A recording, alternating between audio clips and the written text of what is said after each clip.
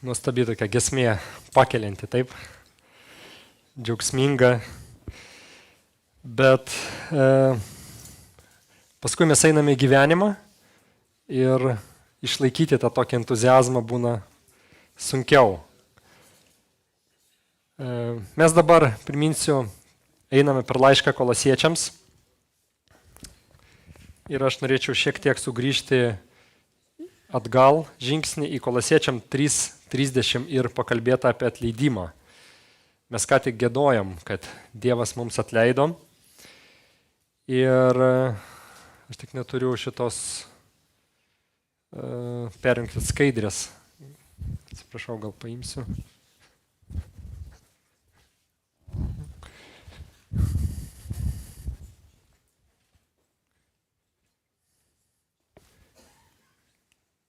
Gerai, tik nelabai veikia.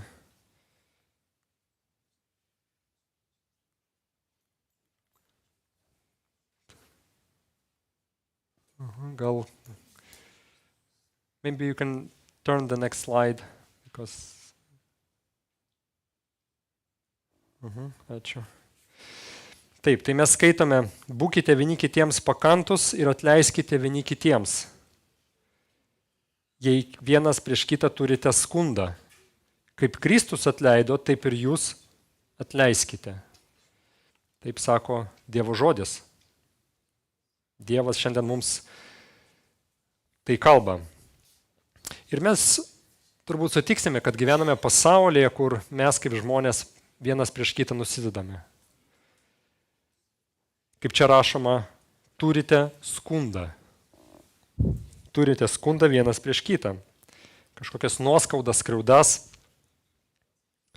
Tai gali būti labai nedideli dalykai. Kažkas paėmė mūsų puodelį, atsisėdo į mūsų vietą bažnyčiai, kažkas, nežinau, labai tokie, kažkas nepasisveikino, ignoravo galbūt. Tokie, nedideli dalykai. Bet tai gali būti labai ir gyvenimą sukreičiantis dalykai.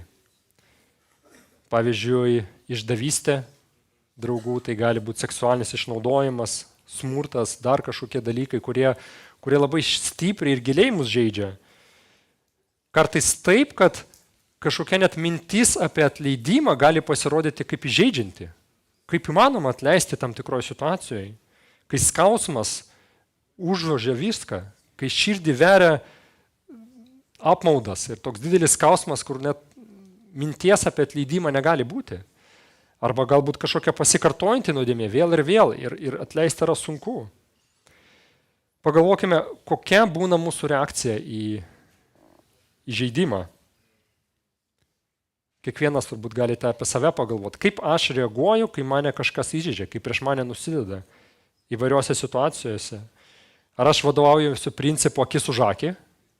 Tai reiškia, jeigu man kažką blogo padarė ir aš atgal blogo padarau, galbūt supykstu, išlieju tą pyktį ant skriaudėjo, galbūt tuo metu nieko nepadarau, bet paskui kažkaip atkeršiju.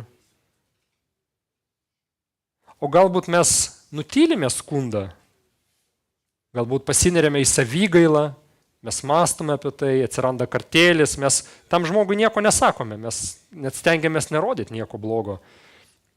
Bet ilgainiui tai gali pereiti kažkokį kartėlį ar net depresiją. Aš galiu pasakyti, kad tą tokį nukrypimą į save dažniausiai pasirinku aš. Aš stengiuosi, žinot, kaip krikščioniškai mes sakom, negerai yra supykti, kažkaip išlieti savo susierzinimą, pykti, bet viduje lieka. Ir aš pastebiu kartais, kad aš nešioju savyje tą. Ir bendrai, besiruošiant pamokslui, bendrai mąstant šią temą, pagalvoju, kad aš esu labai įžeidus žmogus. Greitai įsižeidžiu ir man reikia mokytis atleisti. Ir mums kartais gali pasirodyti, kad kai mes audringai sureaguojame į žeidimą, čia yra labai blogai, čia yra aiškiai labai blogai, čia yra nuodėmė, bet kai mes nutylėme viduje, nešiojame tą, mums gali pasirodyti, aš kaip ir gal tvarkausi, gal čia reikia, nieko blogo nėra, aš nieko blogo nepadarau žmogui, bet iš tikro tai daro įtaką, didelį įtaką santykiams. Ir kartais yra toks, galima tokį posakį pasakyti, ko tu tyli ant manęs. Čia toks žodžių žaismas. aš kai rašiau straipsnį į gyvosius šaltinius, ten pakorigavo tą vietą, nes lietuviškai netaisyklingai, bet tame yra mintis, kartais žmogus šaukia ant kito, o kartais tyli ant kito. Ir mes galime pastebėti, yra du žmonės, bet tarp jų santykiuose mes suprantame, kažkas ne taip, kažkokia įtampa yra, kažkas tokio neteisingo ir blogo, bet atrodo, jie viską daro gražiai, viską tvarkingai, bet tas vidų yra ir tai daro žalą. Mes galime pasirinkti tarsi išbraukti kitą žmogų iš savo gyvenimo. Tiesiog kažkas mus nuskridė, mes jį tiesiog išbraukėme savo gyvenimą ir sakom, viskas, aš dabar nenoriu turėti santykių. Taigi, šita tema aktuali kiekvienam. Kiekvienam, nes mes esam žmonės, mes vienas prieš kitą nusidedam, dėja, taip neturėtų būti, bet taip vyksta. Ir Dievas, žinodamas apie tai, jis ragina apaštalą Paulių kalbėti apie tai, apie atleidimą.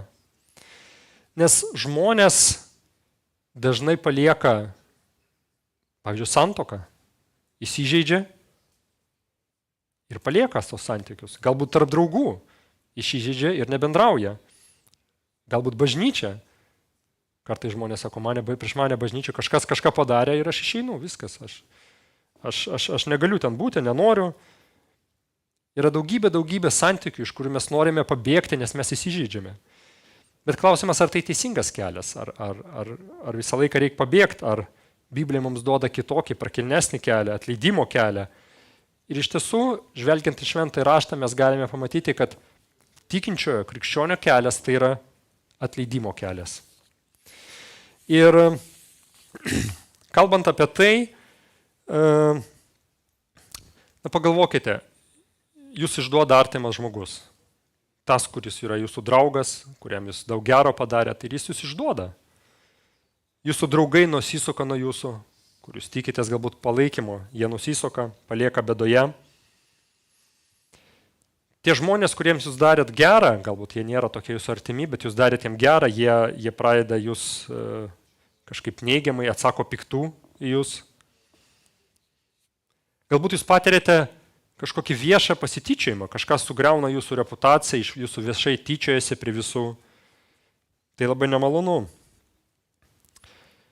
Maža to, jūs patirėte visiškai tokį neteisingą ir nepelnytą kitų žmonių žiaurumą, smurtą prieš save, kuris atneša daug skausmo, net tokio skausmo, kuris sunkiai suderinamas su gyvenimu, su gyvybė. Ir įsivaizduokite, kad visa tai vyksta vienos paros bėgyje. Tai ne kažkoks ilgas laiko tarpas, bet vienos paros bėgyje. Pagalvokite, kaip jūs reaguotumėt. Apie ką jūs mąstytumėt tuo momentu? Kas būtų jūsų mintise, jūsų minčių centre? Turbūt mes dažnas atsakysime, kad aš mąstysiu apie save, aš galvosiu, kad kaip man blogai, kaip galėjo su manim taip draugas pasielgti.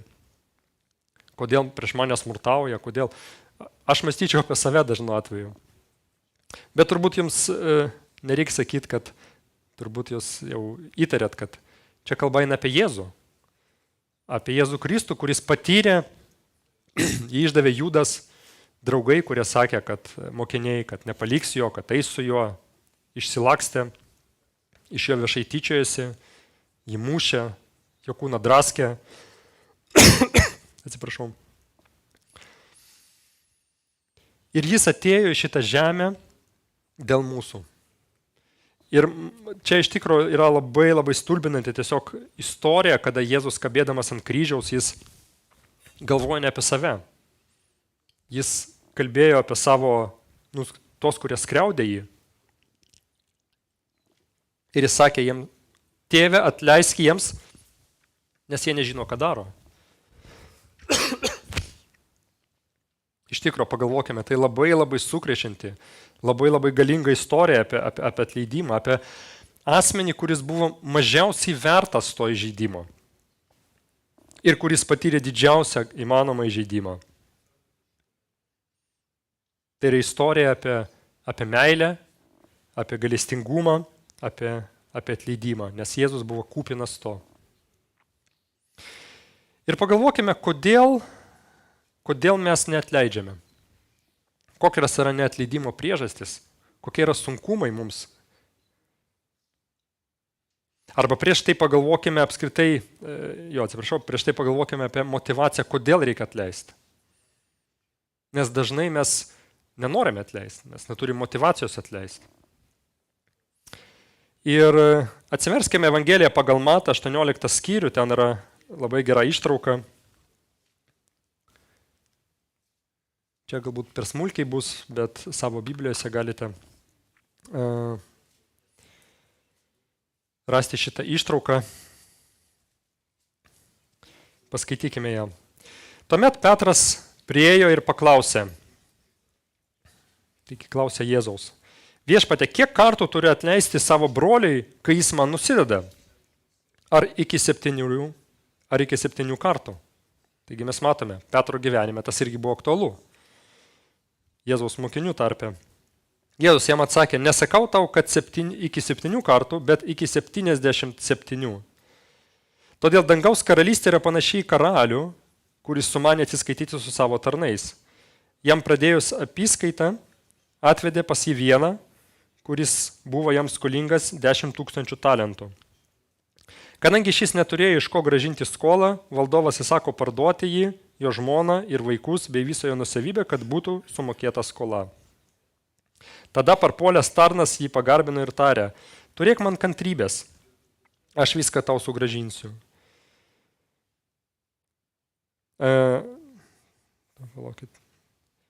Aš viską tau sugrąžinsiu. Pasigailėjęs to tarno valdovas paleido jį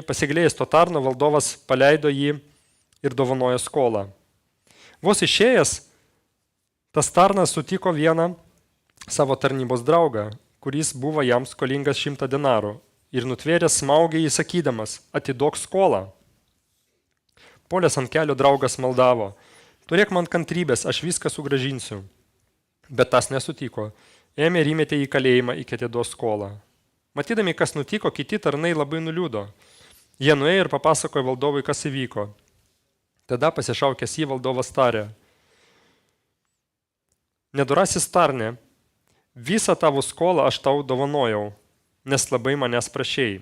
Argi neturėjai ir tu pasigailėti savo draugo, kaip aš pasigailėjau tavęs? Užsirūstinės valdovas atidavė įkankintojams, iki jis sugrąžins visą skolą.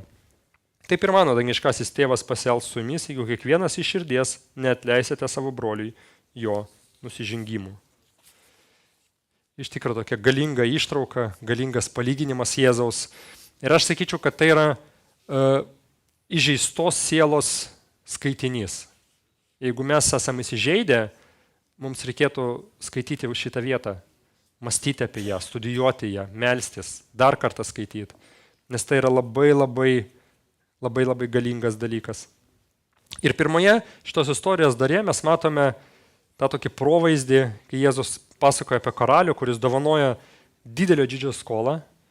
Aš vakar bandžiau skaičiuoti, tai čia, įvairiais skaičiavimais, bet čia virš 300 tonų aukso. Įsivaizduokite, čia yra milijardai eurų. Tai reiškia, tai yra Dievas atleidžia mums be galo daug. Be galo tiesiog. Ir čia yra labai svarbus klausimas, kurį aš kviečiu užduoti ir pamastyti kiekvienam, ar tu patyrei Dievo atleidimą. Kartais žmonių paklausia, tu po mirties kur būsi, danguje su Dievu ar pragare? Ir žmogus sako, aš nežinau, kaip ten Dievas nuspręs, jis ten gal įvertins mano gyvenimą ir tada pasakys, kaip ten gausis, taip gausis. Jo? Bet tai nėra krikščioniška pasaulėžiūra. Yra dar toks vienas filmas, Sala, gal kas matėt, apie žmogų, kuris jis jaunystėje savo per karą, kai vokiečiai pagavo, sako, jeigu tu nužudysi savo draugą, mes tave paliksime gyvą. Ir jis drebėdamas, bet sutiko. Ir jis šovė, tas draugas nukrito į vandenį ir jis paskui tapo vienuoliu ir visą gyvenimą jis ieškojo Dievo, siekė Dievo, bet visą gyvenimą jį graužė kalties jausmas. Jis negalėdavo savo atleisti, kad jis neturėjo to atleidimo, jis visą laiką kankinosi ir sako, kaip aš mirsiu su ta našta, su ta kalte. Tai iš tikrųjų čia nėra krikščioniškas evangelinis gyvenimas.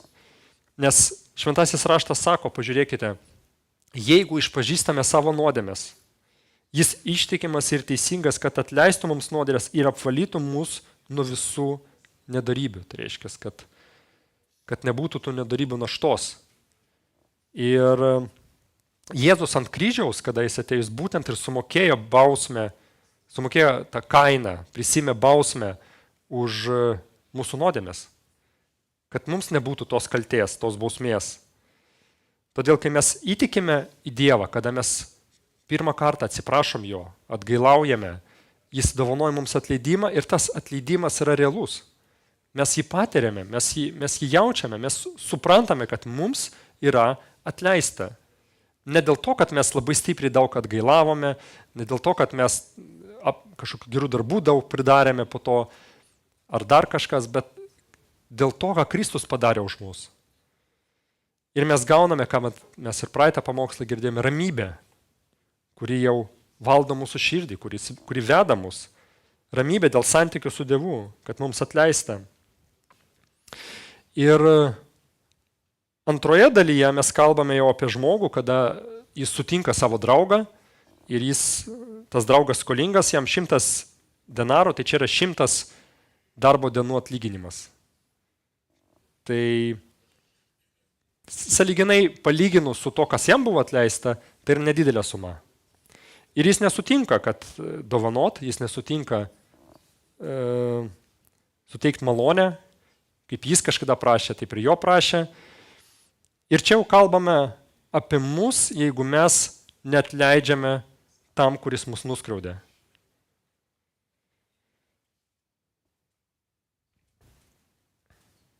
Todėl čia mes matome, kad pagrindinis motivatorius arba kodėl mes turime atleisti, nes Dievas mums atleido. Ir būtent apie tai ir kalba laiške Kolosiečiams. Kaip ir Kristus jums atleido. Atleiskite, kaip ir Kristus jums atleido. Tai reiškia, jums Kristus atleido ir jūs irgi atleiskite.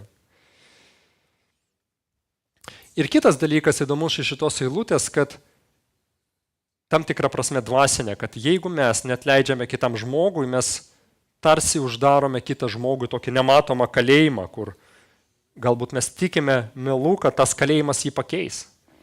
Kad jis susimastys, kad jis kažką blogai padarė. Tarkime, mes tylime, mes nebendraujame su žmogum ir galvojam, jis turi susiprast, kad jis blogai padarė. Jis turi kentėti nuo to. Jis turi pasikeisti, jis turi atgailauti. Bet pagalvokime, kiek žmonių kalėjimas pakeitė. Nužudė žmogų, pasodino į kalėjimą ir jau išėjo toks visas tobulas žmogus. Jeigu įtiki Kristumi, jis kitoks išeis jo, bet ne kalėjimas pakeis pats.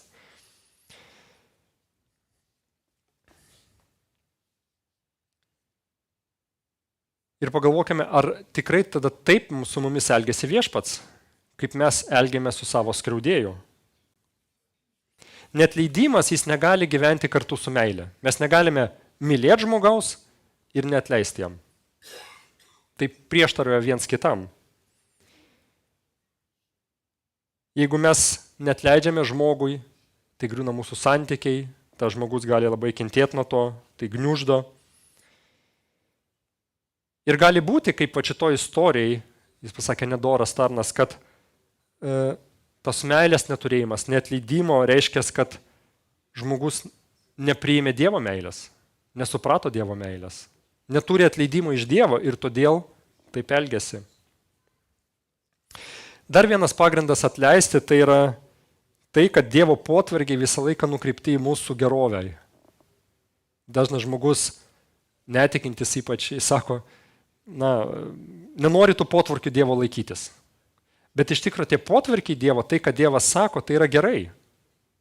Tai yra gėris savaime. Tai tas paliepimas atleiskite, jis yra geras ir mums. Įdomiai pasakė kažkada Augustinas, paklausykite, įsižeidimas yra tarsi gerti nuodus ir laukti, kol kitas žmogus mirs. Pagalvokite, tai yra gili mintis. Mes puoselėme kartėlį viduje, tikėdamisi, kad blogai bus kitam žmogui. Kitas toks įdomus posakis. Atleisti reiškia išlaisvinti kalinį ir suvokti, kad tas kalinys buvai tu. Tai reiškia, mes turime tą kartėlį, mes turime viduje tą sunkumą, bet jeigu mes atleidžiame, mes suprantame, kad man lengviau. Aš gavau laisvę. Aš turiu daugiau ramybės. Man yra pačiam geriau dėl to. Todėl tai yra dar vienas toks pagrindas atleisti. Tai yra išmintinga tiesiog. Pripažinkime, neatleidimo būsena yra nemaloni. Taip, kartais mes galime mėgautis ją, puoselint tą kartėlį, bet mes pripažinsime, kad mes patiriame tą palaiminimą, tą laisvę. Ir iš tiesų, kalbant apie atleidimą, teorijoje būna viskas lengva. Kai mes teoriškai pažiūrim, mes turbūt visi sutiksim. Taip, reikia atleisti, Kristus atleido, todėl reikia atleisti. Taip, mums yra geriau, kai mes atleidžiame. Taip, tam žmogui yra geriau, mūsų santykiai atsistato, jis geriau jaučiasi, kai mes atleidžiam. Viskas yra gerai su atleidimu, bet praktiškai tą padaryti būna labai sunku. Tai kokios yra tos priežastys arba kas trukdo mums atleisti.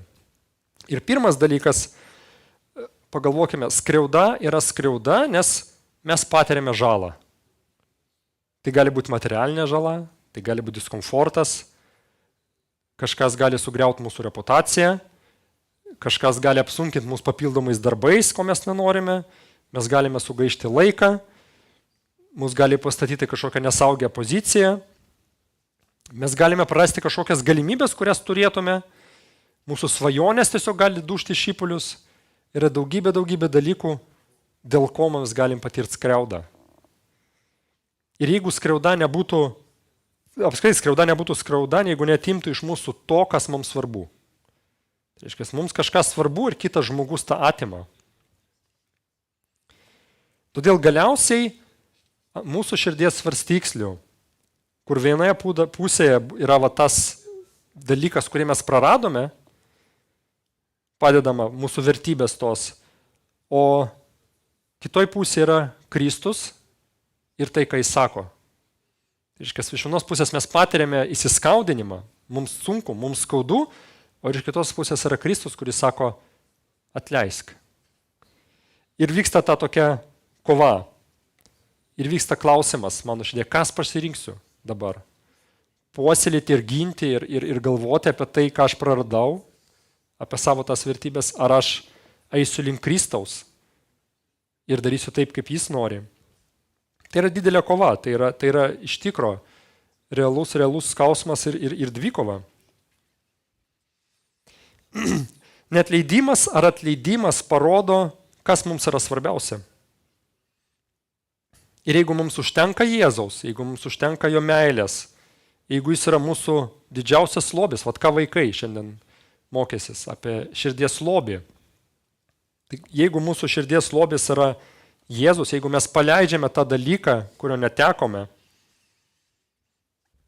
tada mums lengviau bus atleisti. Todėl, kai mes neatleidžiame, tai yra puikiai proga ištirti mūsų pačių širdis. Ar mano širdis, mano meilė, mano atsidavimas ir garbinimas iš tiesų priklauso tik Dievui?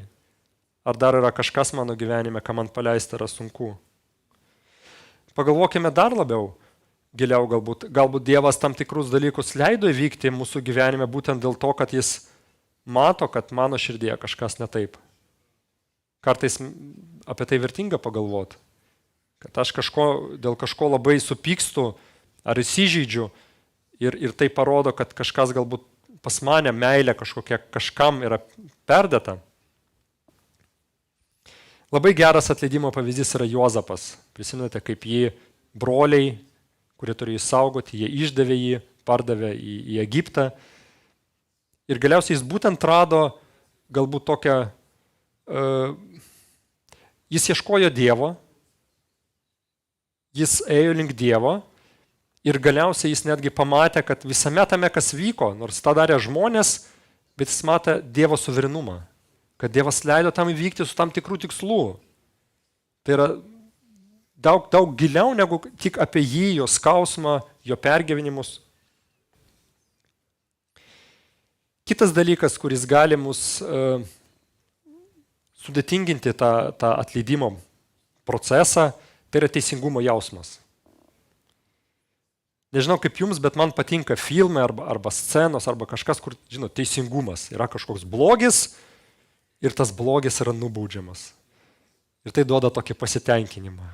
Kaip fainai, blogis yra nubaudžiamas. Ir mes kartais turėdami tą tokį teisingumo jausmą, kai patyrėme skriaudą, mes galvojame, kad tas blogis, jis turi būti nubaustas. Ir kaip tą padaryti? Ir mes turime tą įsižeidimą, tikėdamėsi, kad kažkaip tas blogis bus nubaustas dabar. Ir iš tikrųjų teisingumo jausmas jis reikalingas, tačiau klausimas, ar mes galime objektyviai spręsti, ko vertas kitas žmogus, kokios bausmės. Mes dažnai nežinome, per ką žmogus tas eina, kokia jo diena, koks jo gyvenimas, kaip jį auklėja.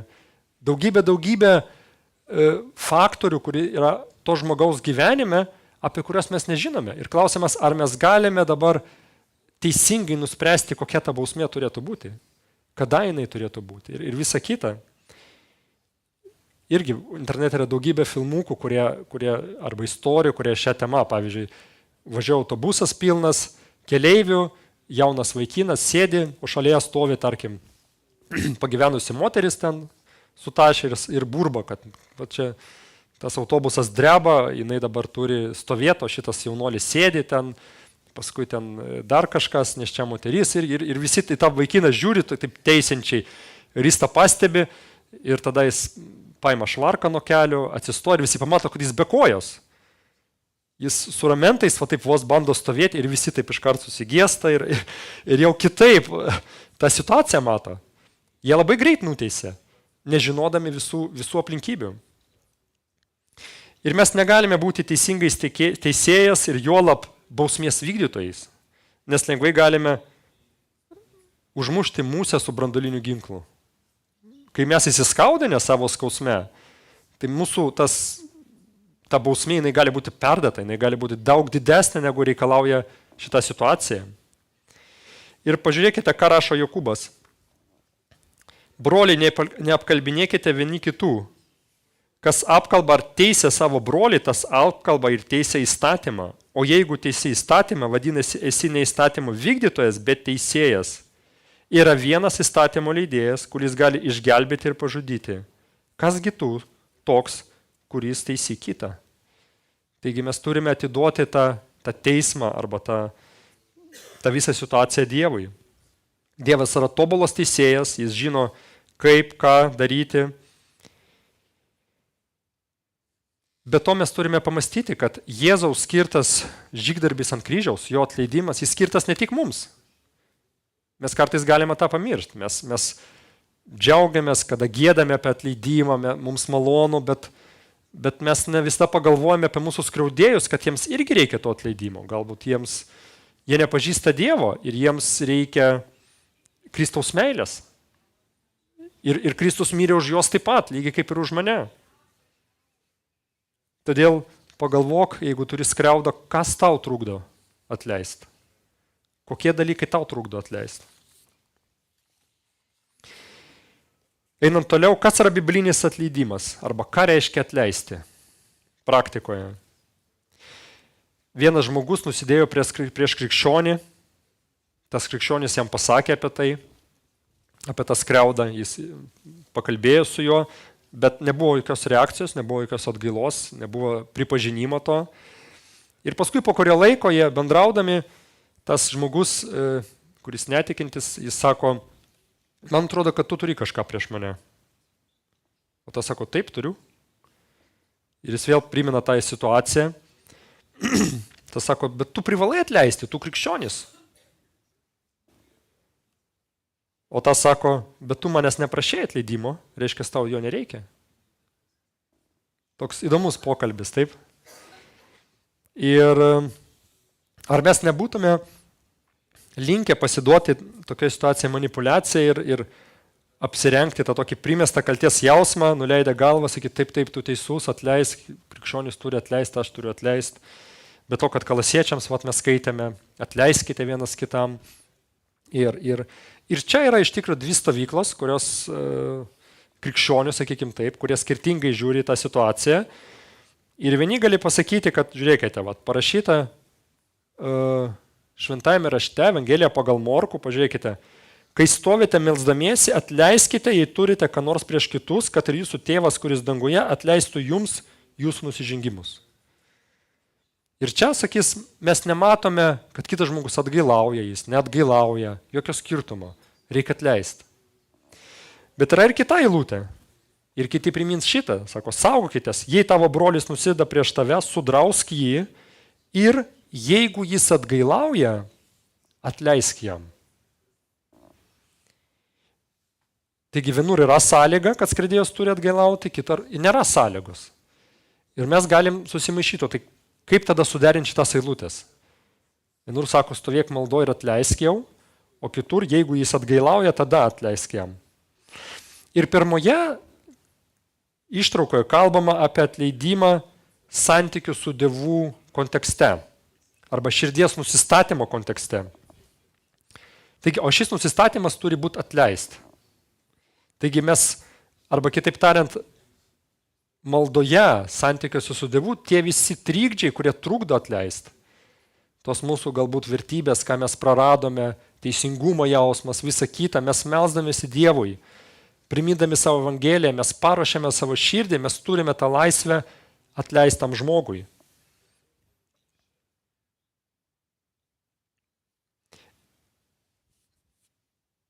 Nes priešingų atveju, kaip mes galim melstis?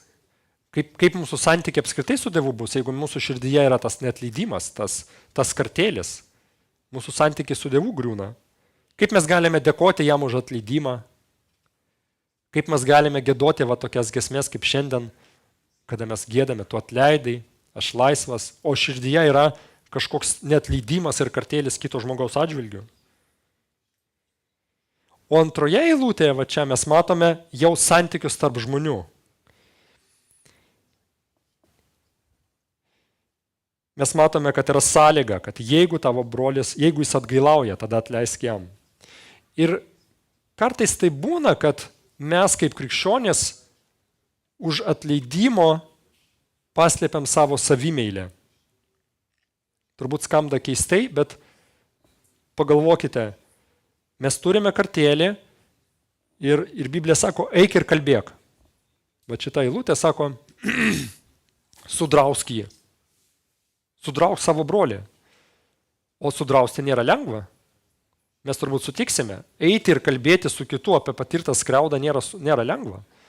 Ir mes galvojame, tai geriau atleisiu kažkaip, nutilėsiu ir Biblija moko atleisti, tada mes jau prisiminam tas eilutės, mums atleisti tampa lengviau, nes sunkiau yra nueiti. Ir mes atleidžiame ne dėl to, kad Kristus atleido, bet dėl to, kad mums reikia eiti ir kalbėti nemaloniam temam. Taigi čia yra tokia kaip savimeilė, bet mes paslėpiam ją už atleidimo. Mes sakom, kaip šitą eilutę kolosiečiams, kur mes skaitėme, būkite pakantus, jo? Tai aš geriau kentėsiu ir neeisiu. Bet iš tikrųjų, kas liečia pakantus, taip mes turime nekreipti dėmesio į kažkokias smulkmenas. Ne dėl kiekvieno smulkaus dalyko eiti ir kalbėti, jo? Nes tada mes turbūt nieko kito neveiktume, tik apie tai ir kalbėtume vienas su kitu. Jo? Arba kartais būna, kad mes atleidžiame, žmogus vėl nusideda toj sferai. Ir mes vėl, mums sunku, ir mes vėl atleidžiame, ir vėl. Ir mes turime, pakęsti, būti pakantiems.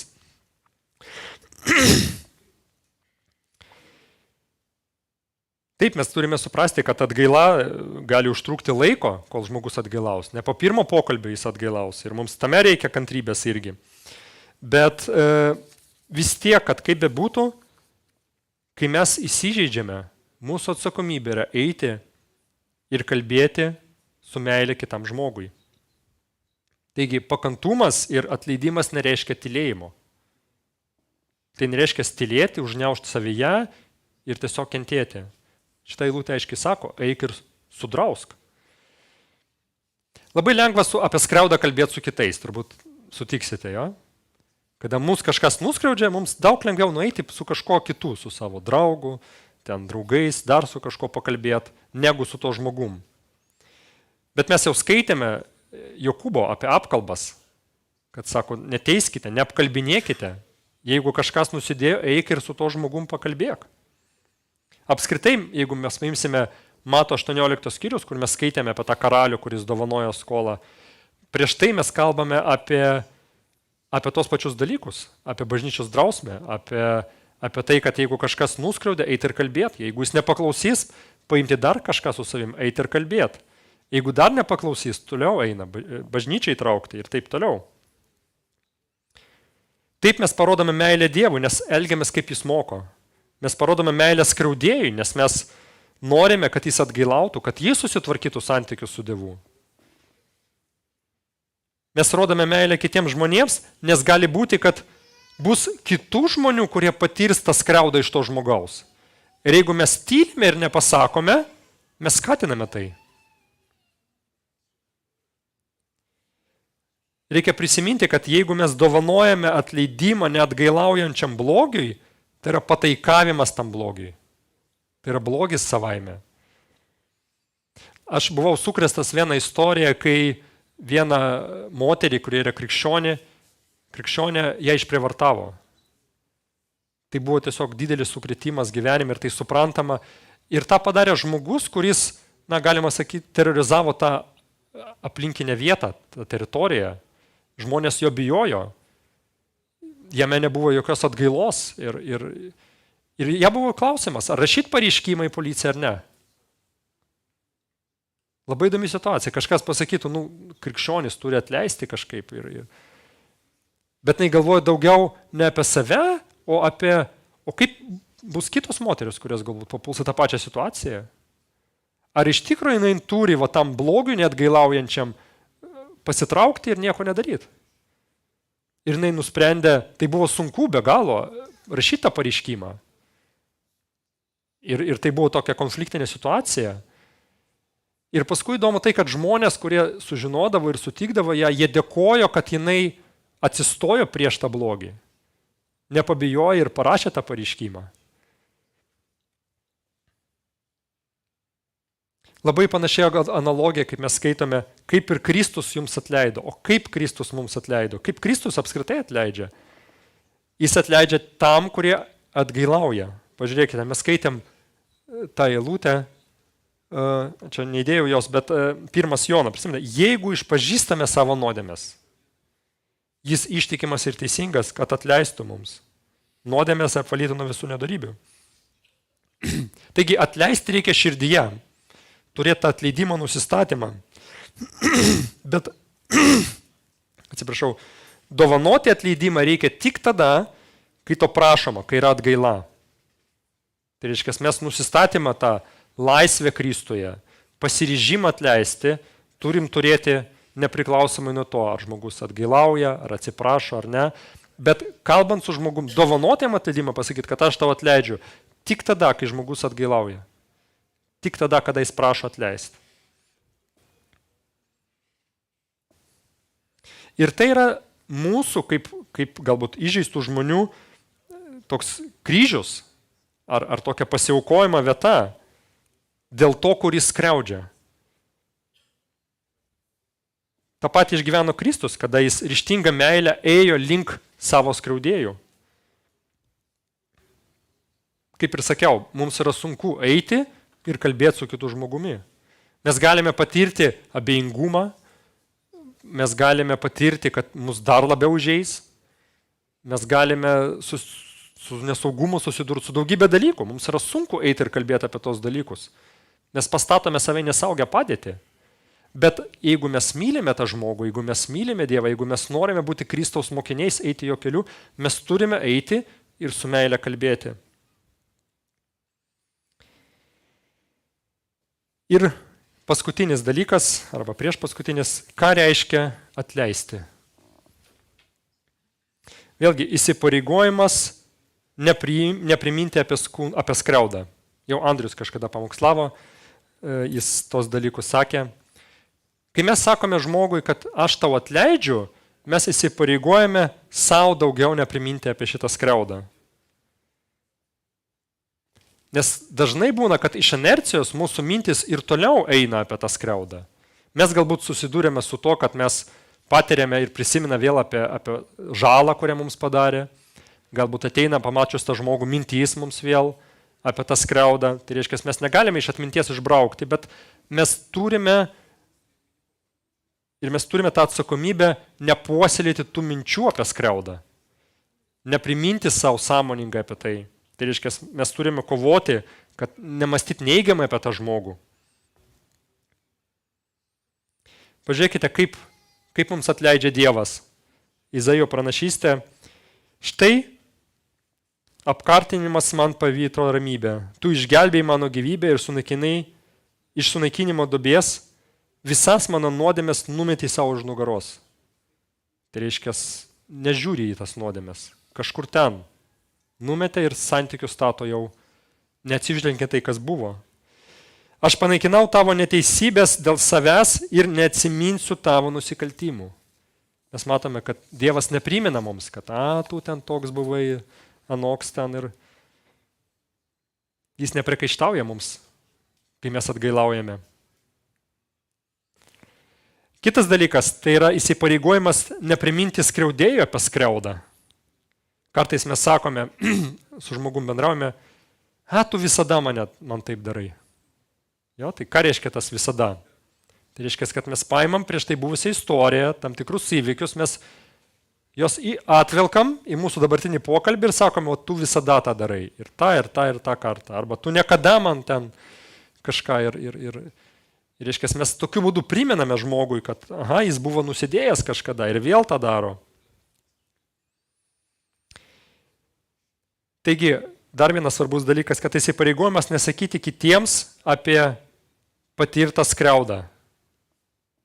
Taip griaunant kito žmogaus reputaciją. Kada jeigu mes jau atleidom, mes neturime eiti pas kitus ir, žinai, jis man tai buvo padaręs. Tai nėra atleidimas, tai yra kito žmogaus reputacijos griuvimas. Meilė taip nesielgia. Ir būtent todėl, čia yra viena iš priežasčių, kodėl mes negalime dovanoti atleidimo neatgailaujančiam blogiui. Nes tada mums užkertamas kelias toliau eiti, kažkur kalbėti, kažkas spręs tą klausimą, nes mes jau dovanojam atleidimą. Bendrai įdomu, kad knygoje Peacemaker, tai yra taikdarys, Ken Sanders sako, kad jūsų santykiai turi mažiausiai būti neblogesni, kurie buvo iki konflikto. Aišku, tam gali reikėti laiko, ne visada tas pasitikėjimas atstatomas iš karto arba apskritai galbūt atstatomas, bet mes turime eiti link tų gerų santykių, kurie buvo. Ir paskutinis galbūt klausimas toksai, kaipgi? O tai kaipgi atleisti? Turint visą tą informaciją, turint Dievo žodį, kaip mums atleisti? Nežinau kaip jūs, bet aš turiu pripažinti, kad kai aš mąstau apie šitą temą, aš suprantu, kad savo jėgomis aš atleisti negaliu. Tai yra labai sunku. Atleisti bibliškai, atleisti teisingai, pilnai, iš širdies ir paskui įsipareigoti tam atleidimui, tai yra labai sunku. Pažiūrėkite, kai Jėzus mokė mokinius, ką jie pasakė? Jei 7 kartus per dieną tau nusidėtų ir 7 kartus kreiptųsi tave atsakydamas atgailauju, atleisk jam. Apaštalai tarė viešpačiui, sustiprink mūsų tikėjimą. O viešpats atsakė, jei turėtumėte tikėjimą kaip garstyčių grūdelis, galėtumėte sakyti iš tam šilkmedžiui, išsirauk ir pasisodink jūroje. Ir jis paklausytų jūsų. Įdomu, kad šitas pažadas buvo, apie kalną kalbama apie atleidimą. Ne apie kažkokius ten aukso kalnus ar dar kažko. Apie atleidimą. Nes mokiniai, kada suprato, ant kiek tai yra sunku, tai reikia kažkokio nerealaus tikėjimo. Sako, Dieve, sustiprink mūsų tikėjimas. Bet Jėzus nukreipė jos daugiau į tikėjimo nuoširdumą. Tai reiškia, kada mes ateiname į tokią situaciją, kad mes supratome, mums reikia atleisti. Man sunku atleisti, bet aš turiu atleisti. Mes tada kreipiamės į Dievą ir sakome, Dieve, duok man jėgų atleisti. Sustiprink mano tikėjimą. Ir Jėzus kalbėjo jums daugiau, kad iš tikrųjų, kas liečia tikėjimas, svarbiau yra ne kokios dydžio, bet svarbiau yra tikėjimas kuo. Tai yra, koks yra Dievas galingas, kad jis gali duoti mūsų, jeigu atleis, kad jis gali pakeisti mus. Ir net mažo tikėjimo, bet nuoširdaus užtenka. Nereikia turėti kažkokią ten super mega tikėjimą. Jeigu tas tikėjimas nuoširdus, jeigu širdėje tas sudužimas ir sakymas, aš noriu atleisti, bet aš negaliu, Dieve, padėk man. Jeigu toks tikėjimas yra, Dievui to užtenka.